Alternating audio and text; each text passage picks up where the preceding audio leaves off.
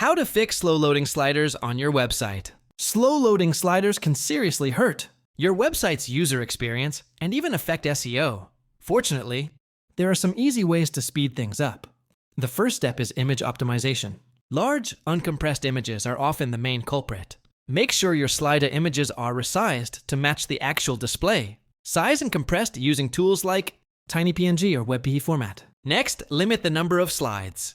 Having too many slides with heavy animations and images can bloat your page. Only use the most essential content and remove unnecessary layers. Also, disable autoplay for background videos or use a lighter video format. Self-hosted videos can slow things down if not handled properly. Enable lazy loading if your slider tool supports it. This ensures that only the visible slide loads first, while others load in the background as needed.